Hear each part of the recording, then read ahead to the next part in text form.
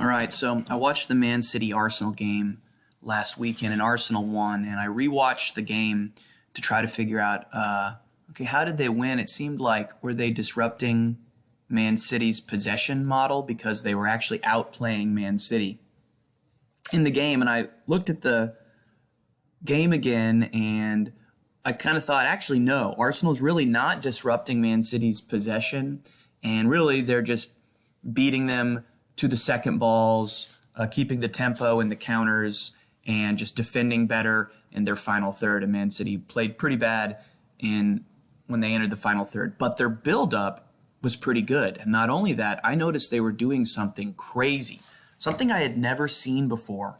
And it's the first time they tried it. It seemed like they were a little uncomfortable at times, but it worked. It definitely worked more times than not. And what is this? It's a pretty simple idea.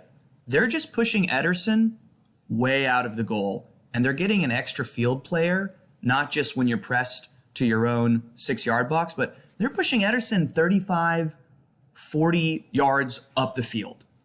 And they're just playing with truly 11 field players and just playing zero risk. They have to find the free player. If they mess up, the first touch could be banged into the goal on a chip. So how are they doing it? They were doing it through triple width. So what they would do, and even from the goal kick, is they would push Cancelo up and pull Diaz the right back. They're actually doing like this. They're putting Diaz the right back just kind of on the right, or the right center back where the right back normally is. 3 guys on the right side, triple width. And then they would play 2 in the middle with Ederson kind of basically playing as like a left center back, okay? So when they would possess up the field, Laporte and Ederson would be in the middle, and Ake would be hanging out, sometimes connecting, sometimes on the side. But pretty much this absolutely overloaded Arsenal when they were trying to press. They were trying to basically play everybody man v man, and Lacazette was supposed to be 1v2 and was supposed to put some pressure and curve the run if he can. But he was left 1v3. Okay, and they often, if he's guarding 2 guys, you can force one guy to pass to the other guy, and the other guy will have some space, but you can eventually track him down since you're moving faster than him because he's carrying the ball. But against 3 guys, you just can't do that. And they were doing every sequence possible. Often he would hanging out, go to Laporte, try to press Ederson, and Ederson's got the amazing left foot, and he would just dink it over the top, switch to Diaz. And then Diaz is driving up, just entering truly into a clean 4v3, which you rarely get those, that aren't just momentary. You were just like a clean 4v3, and all sorts of things were happening. Martinelli was stepping, and he was playing Cancelo off of the wall pass. Sometimes Cancelo was going inside in all of this, and Diaz was free to go up as all he wants. Cancelo was just getting free on the inside to receive similar wall passes, but they were always creating the spare player. Other patterns of play, I saw like Lacazette got pulled to these 2 guys.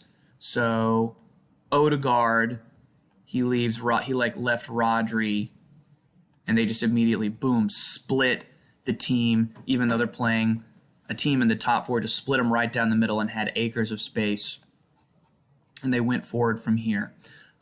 They wouldn't do this all the way up the field. Eventually, he would have to back off, and they would go into kind of one of the typical things they do, forming a back 3 with Ake and letting Cancelo still go up. And often De Bruyne was sneaking to the left sideline.